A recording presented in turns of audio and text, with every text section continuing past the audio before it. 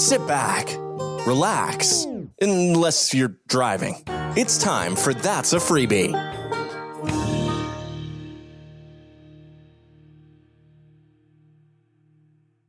Welcome to That's a Freebie. I am Diggy, your host for today and every day on the That's a Freebie podcast. As usual, I am going to open up with a Ask a Freebie question. This is the part of the show where I get to answer questions that you send in, which is always fun because you guys send some really strange questions in at times. There are some I've not been able to use. And you lot know who you are. I'm not saying don't continue to send them in. I may save them for an after hours special one day. Who knows? But this week's question is from a listener called Charlotte. Charlotte says, I just discovered your show and catching up. Hopefully, this hasn't been asked yet. When you are microwaving, how do you pierce the film lid? Now, it took me a few moments to realize what this was asking. Also, first of all, hi, Charlotte. Welcome. I think I have actually seen you listening. That sounds creepy, doesn't it? No, in my podcast, how would you describe it? My host, in the viewing figures, I've noticed that there is somebody who started at the beginning and they're listening to like 3 episodes a day or so. That might be you. It might be somebody else. Who knows? But there's somebody definitely going through the entire back catalogue. So welcome. I believe this you're asking in terms of, so when you microwave like a ready meal or something like that and you have to pierce the film lid on top, what do you do? In terms of, is it just like you put a couple of holes in it, or do you stab the hell out of it? That's what I think you mean by that. If you mean something different, then by all means write back in and let me know. But I will tell you right now, first of all, I'm not a big fan of ready meals. I tend to not eat that many of them. I don't know why. I don't like microwaves that much. However, I have been coming around to the idea of microwaves a little bit more recently. I think because the quality of things like that have actually gotten better. So microwave products are not just as sloppy as they used to be. Because let's face it, they all just tasted like different variations of gunge. And now there's actual like food in there. So I stabbed the hell out of that thing. Like by the time I finished stabbing it, there might as well be no film lid left to pierce, because I go to town on that thing. It's like therapy for me.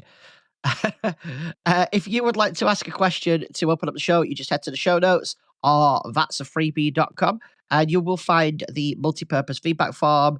It allows you to send ask a freebie questions, but it also lets you submit suggestions for podtails and to just give me general feedback as well, if you would like to.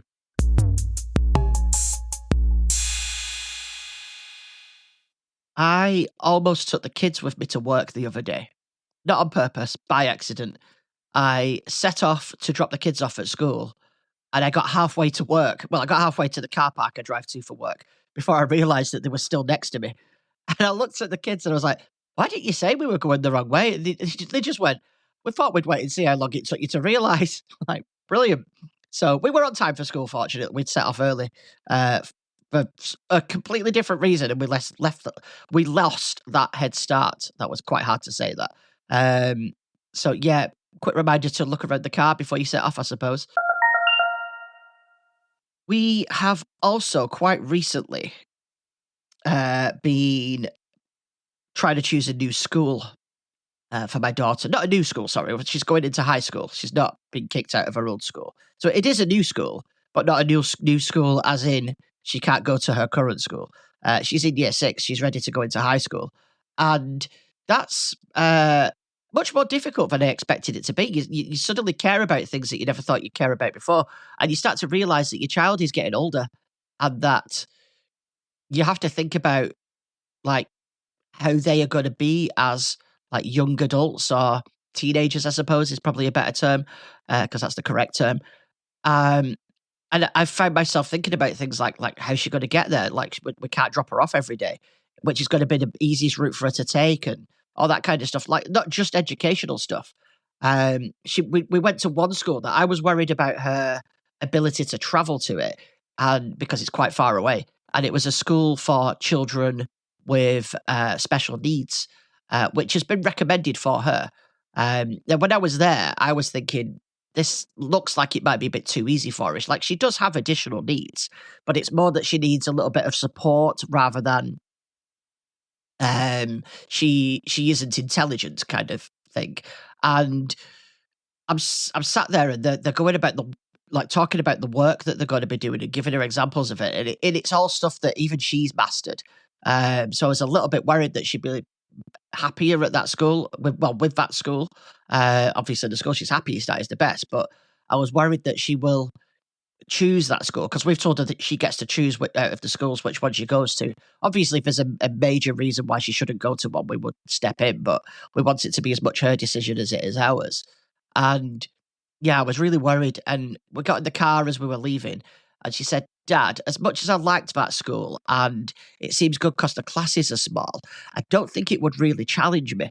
The work seemed a bit too easy for me." And then she said, and this was actually quite good to hear from a parent of a child who is very anxious and doesn't like being around other people. She said, "The classes are also too small, so there's no chance that I'll ever get used to being around more people. And I need to try and get used to being around more people because I can't avoid people for my whole life." And I wanted to just burst out crying in the car while we were driving home at that point, because I was like, oh my word, she's getting it. She's understanding life, and she's understanding like her challenges, and she wants to overcome them. It was great. So yeah, that was fun. I discovered something the other day that absolutely horrified me, and I want to share it with you because I can't believe that this thing exists. Greg's, the company that make the pasties and the sausage rolls and coffee and bacon sandwiches, good bacon sandwiches, by the way, have started to make jewellery. And I just can't believe it. Like, they have a blog post up and it says, "We hear you, and that's why we've created a 22 karat gold plated collection of Greg's inspired jewellery, especially for the most dedicated sausage roll fans." Right? So they have sausage roll stud earrings for £36. They have vegan sausage roll stud earrings for £36. Surprised they didn't charge more for them. Jammy heart locket necklace, £45. Greg's signet ring, £48. And the ring is the Greg's logo. Who wants to put the Greg's logo on the hand? And there is a Greg's charm bracelet as well for £96. What the hell? Who's wearing Greg's jewellery? I really hope nobody is wearing Greg's jewellery, because that's ridiculous.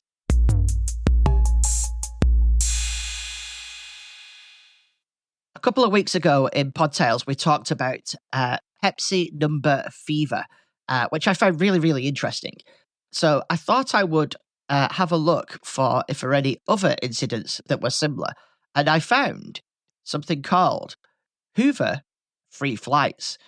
In 1992, Hoover, the iconic vacuum cleaner company, came up with what seemed like a brilliant marketing idea to boost sales during a tough economic time. Buy a Hoover product for £100 or more, and you get 2 free round-trip flights to the United States. That sounds pretty good, right?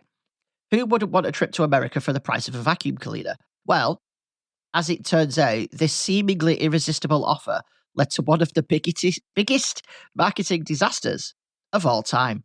Hoover had been struggling with sales as the recession in the early 90s hit hard. They needed a clever way to clear out their unsold products and boost their revenue. Enter the Hoover Free Flights promotion. In August 1992, Hoover promised customers who spent at least £100 on their products that they would get 2 free airline tickets to America, worth about £600. What Hoover didn't expect was just how many people would jump at this offer. I'm like, what? Of course they're going to jump at that offer. £600 tickets for £100. It's a no-brainer, right? Shoppers weren't seeing this as buy a vacuum, get free tickets. Instead, they saw it as buy cheap stuff, get a dream vacation. People rushed to buy Hoover appliances just to get the flights. And soon, Hoover was in way over its head. Of course you were. What were you thinking? Hoover thought only a few people would go through the lengthy and complicated process to claim their free tickets. They partnered with a small struggling airline to handle the bookings. Oh my God. Hoping most customers wouldn't bother completing the multiple forms needed to redeem the flights. And oh boy, were they wrong. Instead of the modest 50,000 applications they expected, 300,000 people applied for the free flights. People were snapping up the cheapest Hoover products just to hit the £100 minimum. And many didn't even care about the vacuum. They just wanted their American adventure. The public wasn't happy when Hoover couldn't keep up with the demand. As more people realized they weren't getting their promised flights, anger began to boil over. The situation quickly spiraled out of control. Customers who didn't get their tickets started protesting, and in 1993, a group called the Hoover Holidays Pressure Group was formed to demand justice. Some people, like David Dixon, didn't just miss out on flights, they also ended up with faulty appliances. David famously claimed that when a Hoover repairman came to fix his broken washing machine, the technician said, "If you think buying a washing machine is going to get you 2 tickets to America, you must be an idiot." Wow. This only added fuel to the fire. Protests, complaints, and lawsuits started piling up, and Hoover was in hot water. That's a terrible pun. Even the BBC's Watchdog program got involved, highlighting the customer complaints and making the fiasco national news.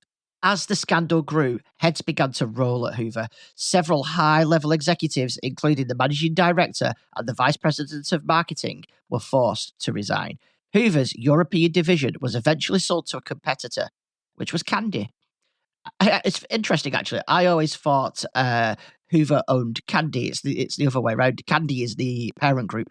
In 1995, they were sold to a competitor, Candy, in 1995. But the legal battles continued for years, and by 1998, the court cases were still dragging on. To top it all off, Hoover lost its royal warrant, the official seal that showed the company supplied products to the royal family. Eesh. That must have been tough. The Hoover Free Flights promotion is now a textbook example of a marketing idea gone horribly wrong.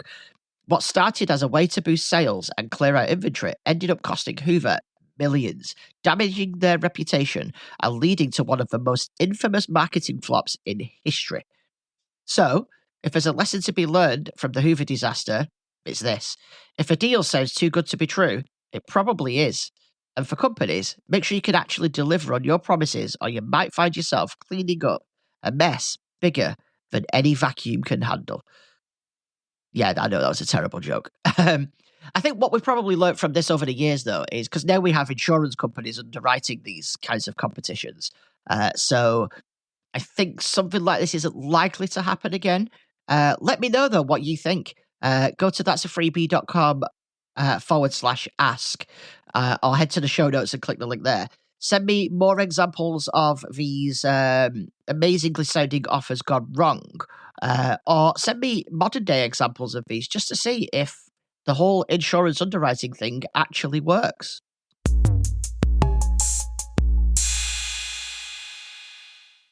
If you want even more That's a Freebie, then you should join That's a Freebie Plus. Just head to the show notes or that'safreebie.com and click the link. There, you can join for just £4 a month. Your membership gets you the Plus feed of the show, which is sent out immediately after it's recorded, which includes almost zero edits, other than long gaps, so you can hear me plan the show and hear all of my mistakes. This feed includes the exclusive That's a Freebie Plus segment at the end of the show. And if you can't do that, or you don't want to, that's okay.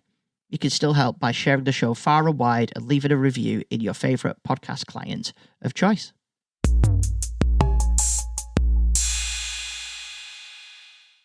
This week's pick of the week is The Rebound. The Rebound is a podcast, you guessed it, about tech. Although it's quite loosely related to tech. They do talk about other things in there as well, like TV shows they're watching, like the work that they do. It is a trio of people, and it's just a funny podcast. And what's good about it is, as well, it's one of those podcasts that isn't, I wouldn't say it's explicit, but they don't edit themselves, as in they say what they want and they talk. Normally, they swear, essentially. And it's refreshing sometimes to hear the people that you listen to on other podcasts talking that way, because you can see sometimes that there are certain things that they want to say that they wouldn't normally say on more mainstream podcasts, is probably the way to put it. It's a decent podcast to listen to. It's funny. It's a nice, funny take on tech, and it's just a funny take on the world. Worth listening to. I will put a link to it in the show notes for you to give it a try. Do have a little bit of sad news to report to you today as well. Last night we had a bit of an incident.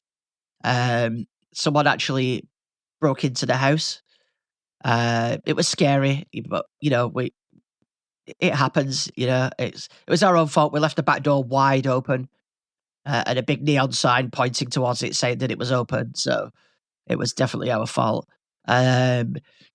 But yeah, weirdly, the only thing they stole, maybe it's because it was the first thing that when they walk in through the back door, was the fruit from the fruit bowl. Yeah, I'm absolutely peachless.